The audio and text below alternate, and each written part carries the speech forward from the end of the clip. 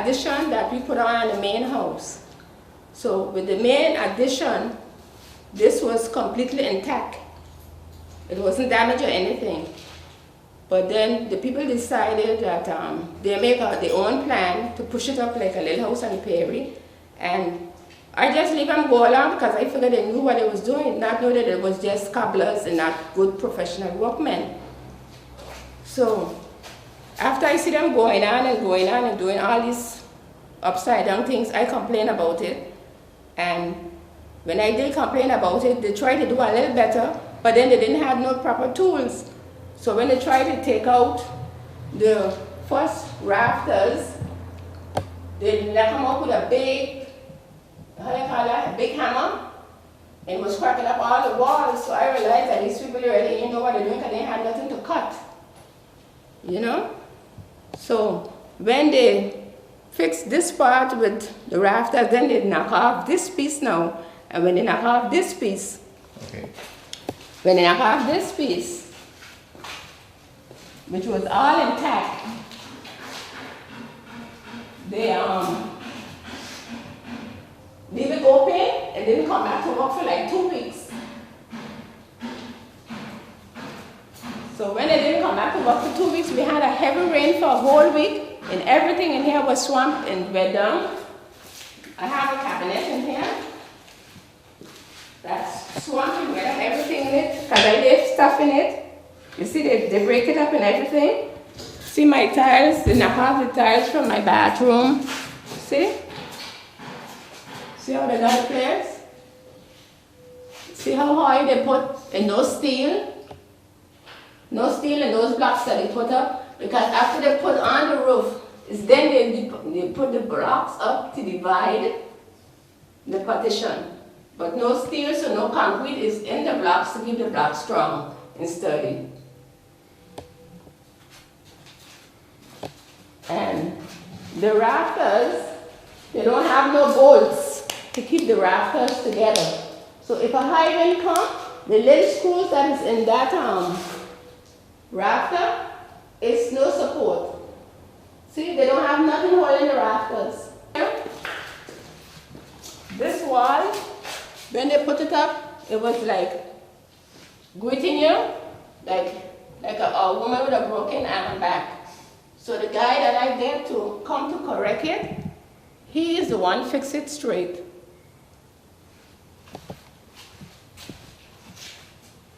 This was over this, like a curve. And he is the one fix it straight. The cabinets here, they're all mildew, because after they take out the roof, it wasn't, I had covered them up with this myself. But what happened, they still want to see what's in the cabinet.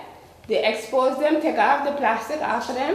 When the rain comes, all the cabinets now is mildew. If you look here,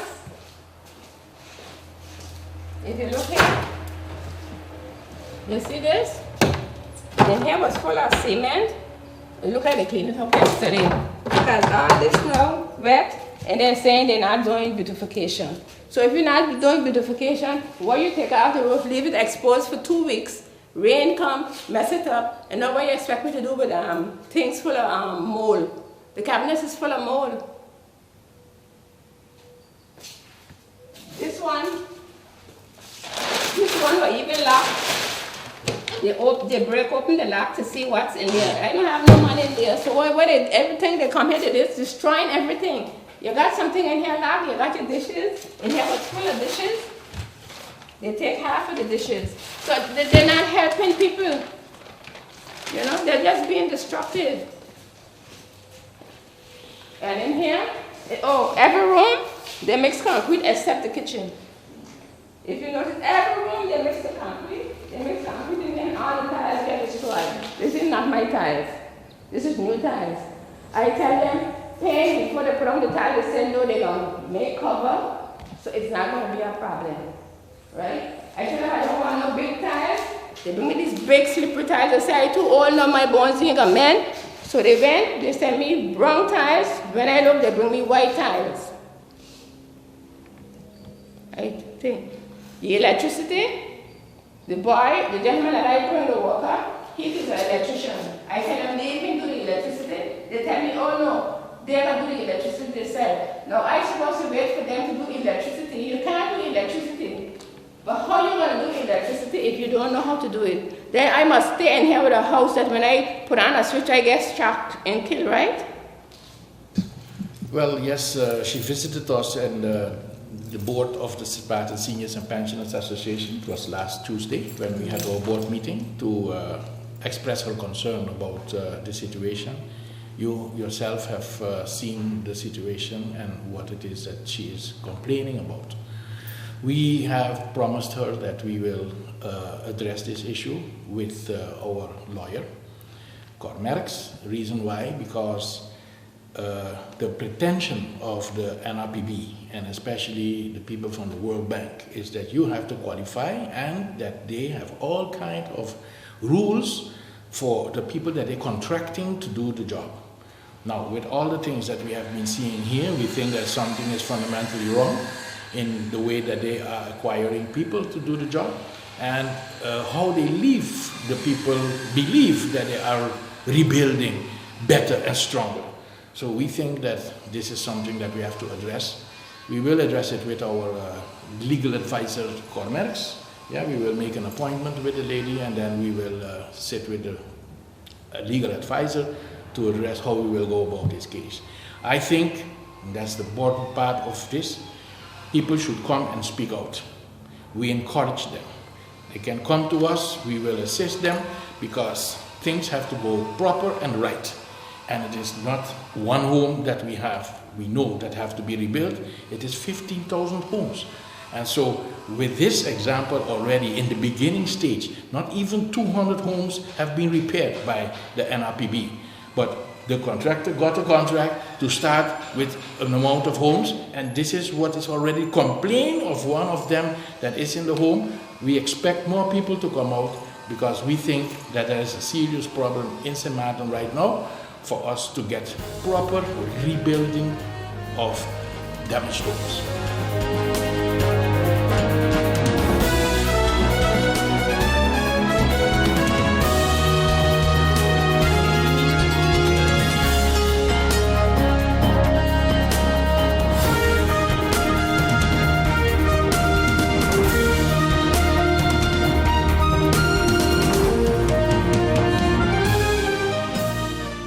GEBE has been faithfully serving the communities of St. Martin, powering your home and our economy.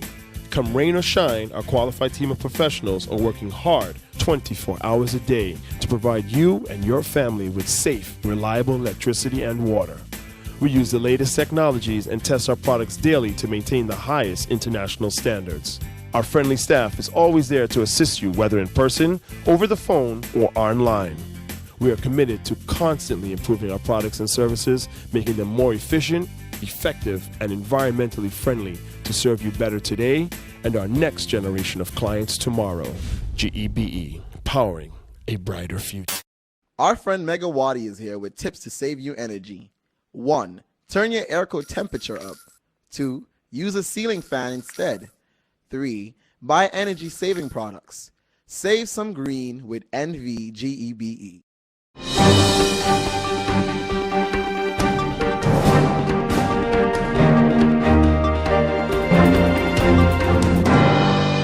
In the capacity of Minister of Finance, this week I met with Mr. Dennis Richardson of the Supervisory Board of the Central Bank, as well as the board. During these meetings, I was updated on the developments with the emphasis on the solvency of the Hero Bank and the proposals of the increase for the license fee in Curaçao. To be clear, the 1% license fee, which is charged by commercial banks to clients who conduct foreign exchange, is collected by St. Martin and Curaçao and is deposited directly into our treasury of the respective countries. Due to the fact that St. Martin will not be following suit with Curaçao, Curaçao may very well be looking for alternative solutions. In the future, I would suggest that St. Martin is consulted first when new solutions are found. That way, we could have input and avoid the unnecessary speculation that we see now in the media. During these meetings, I've also discussed with the central bank that I would like, as a country, to improve our relationships and not see them as a separate entity anymore, but as an extension of government where we lean on them for advice and project support. Stating this, I have requested the central bank to support me in my mission and taking St. Martin forward in the new age in terms of blockchain and digital currency. And I have started the process of having a summit, a blockchain and digital currency and banking summit to be held hopefully at the end of the year. In the capacity of Minister of Education, Culture, Youth and Sports, the Ministry of Education, Culture, Youth and Sports bid Ms. Davis farewell after over 3 decades of service. She spent 36 years in education and the last 8 as the head of the Division of Public Education. She began her career on August 11th, 1983, and left the Division of Education on December 31st, 2019. The Ministry of Education, Culture, Youth and Sports wishes Mrs. Davis all the best with her new position as Director of the Jubilee Library.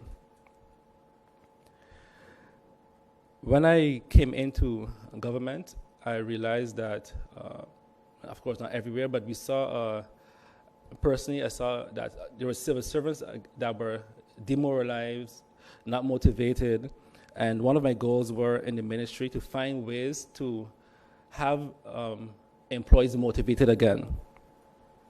And one of these, one of the ways that I've decided to start is in the Department of Innovation, where I will be implementing something that I coined Innovation Fridays. I have taken the steps to implement Innovation Fridays. This will allow employees in the Department of Innovation time on Friday to work on projects of their liking. This working model that is taken from Google is called 20% time and has generated great ideas such as Gmail and Google News. Employees have the most thorough insight into their own needs and the needs of their consumers.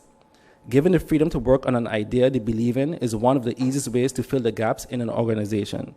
Another benefit is the encouragement of teamwork and leadership skills, as the staff normally require the expertise of their fellow employees to realize the project. While working on the project, they can simultaneously work on a report on their progress. At the end of the quarter, they are to deliver the report, which will be considered in their evaluation. By allowing employees to focus on and create something they believe in would benefit the company or our organization, we are boosting their creativity, making sure that they are heard and also feel considered. And further to that, I had an initial meeting with the department head. Yesterday, I had a meeting with some of the staff. And the idea is that next week, they will start to come up with an idea, a project that they can work on in the field of education, culture, youth, and sport. That idea will be then taken, and they will have to look to see at the feasibility of it, how it can be financed. And after a quarter, so we'll do it for 3 months, every Friday, we will look at all the ideas and see which one will be most feasible to implement within the organization. What I expect to see out of this is see morale increase, because now you have a Friday, you get to work on your own project. We have less micromanaging, because as a minister, there's no way I believe that I'm able to micromanage every single project in every single department, but I believe that employees should know what's best, and they should be motivated to work on these items. My hope is that it's not looked the evaluation is not looked as a punishment, but a reporting standard that we could use after this to look at other departments and see which other department we could also implement this standard. Of course, it cannot be applied in every single department, but any department that requires innovation, I believe is something that we can do. So I'm hoping that the innovation department sets a standard for the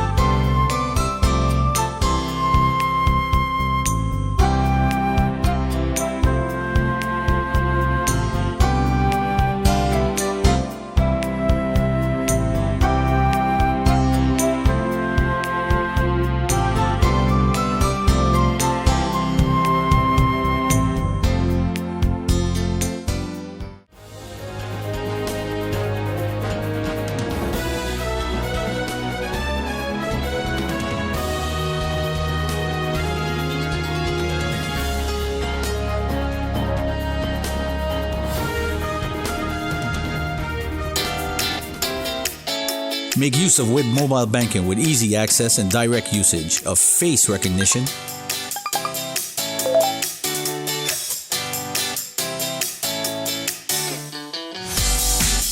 PIN code,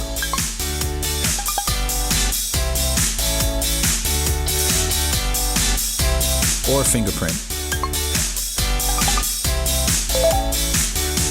Download WIB mobile banking app and make your transaction from anywhere at any time. For more information, visit wib-bank.net/quick-login.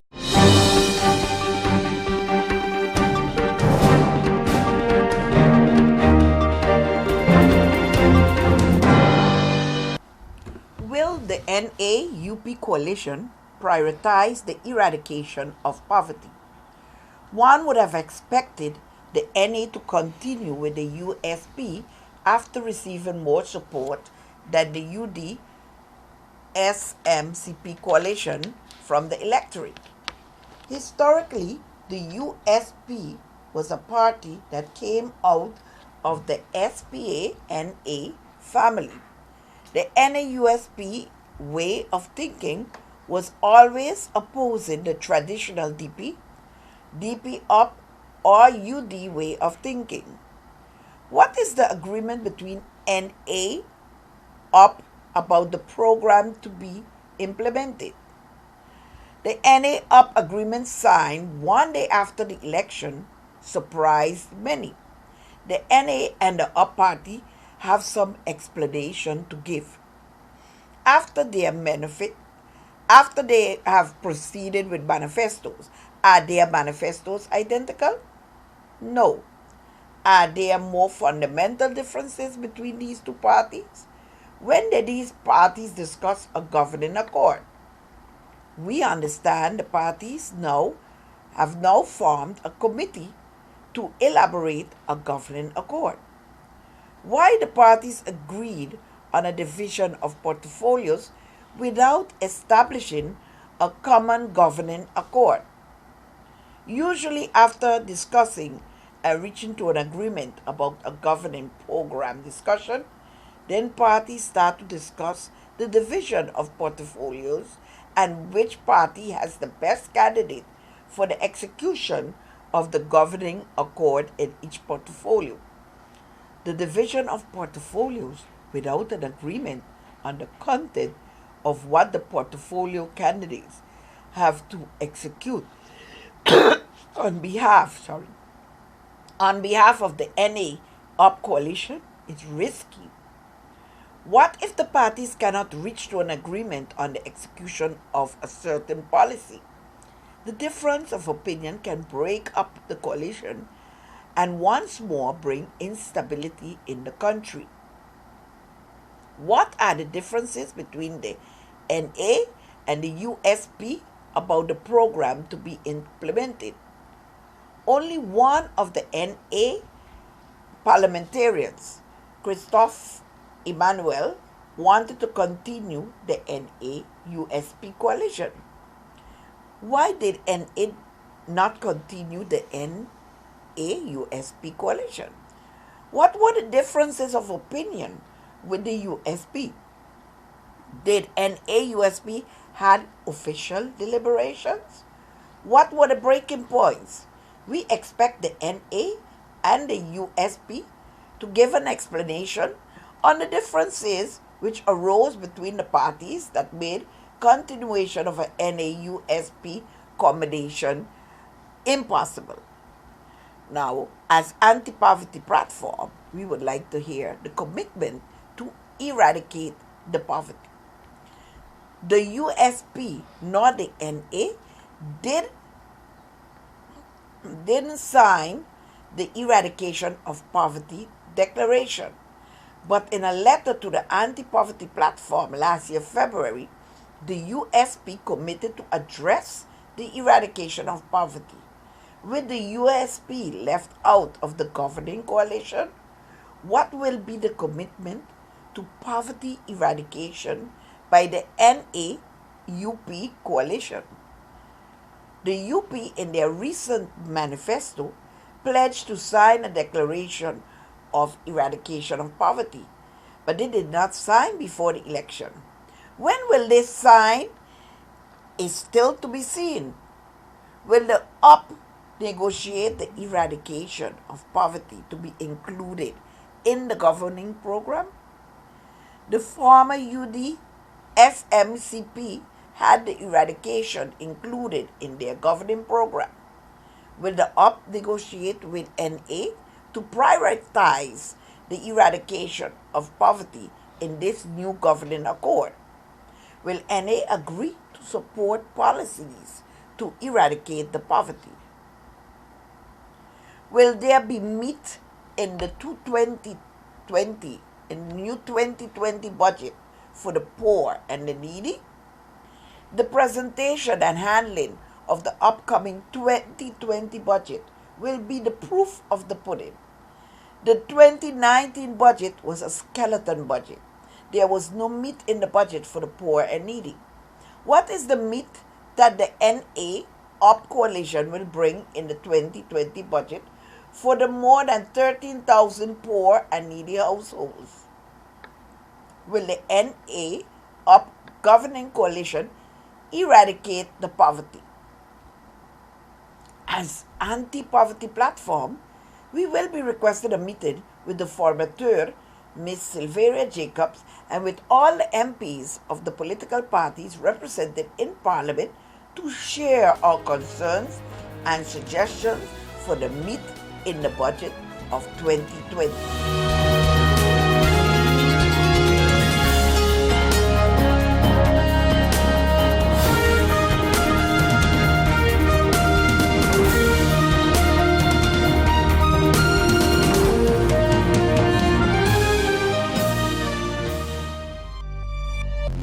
Hi, what's up, St. Martin? My name is Rene Leverett, and I play baseball. And I have represented St. Martin in numerous international tournaments and professionally around the world. Sports matters to me because it reveals and develops character. So I challenge the business community to step up for sports and help us rebuild and repair our facilities. I also ask the community to nominate local businesses in your area to take the challenge and step up for sports. Because hashtag sports matters, hashtag are you in?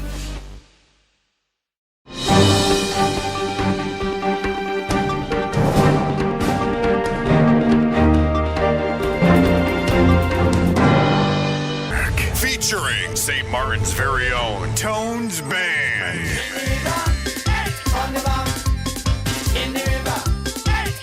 Compa Sensations Harmonique.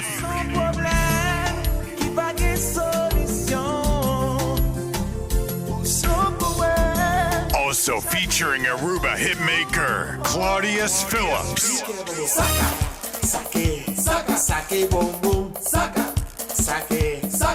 Get ready for Soca meets Booyah, the original Burning Flames.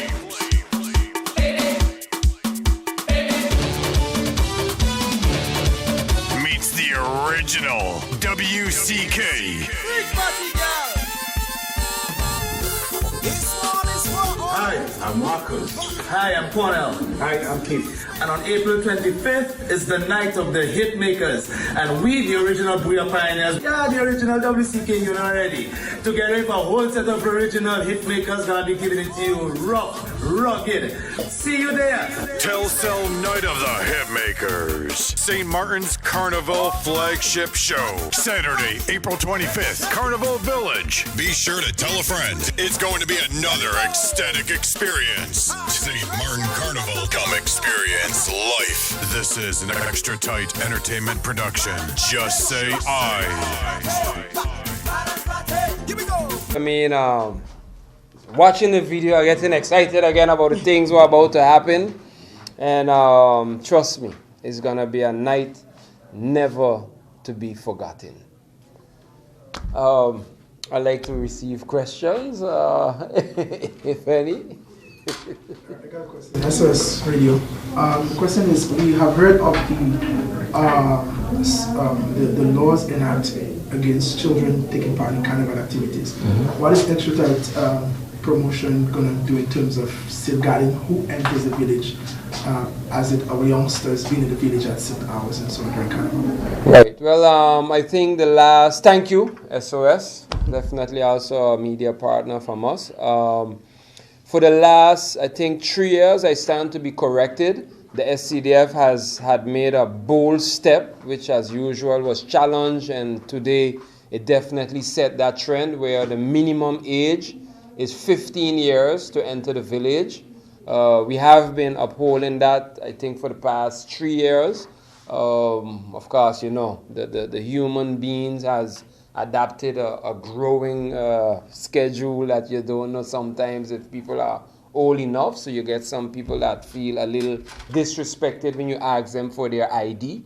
But from the time there's a doubt if you're at the age, ID is required. And if you're under the age of 15, you may not enter the village. So that has been implemented for the past 3 years. Well, you know, we don't really have control of the booths. We are our I wouldn't say obligation, but our duties lie on the stage and the entrance. I assume that SCDF, Mr. Lawrence, would be able to answer that question as they are tasked with the responsibilities of the booths, and they also have the agreements with the booth holders where that is concerned. Would you want the answer? Yeah, just really quickly, at every booth, along with the Lions, I think we're going into the 4 or 5 years doing this. There is a drinking, the law about the drinking age is up on the booths, and the booth holders have been very diligent in reporting whenever that starts to go on. So that's a system that we have also for, I think this is the 4th year, that to minimize that as much as we can.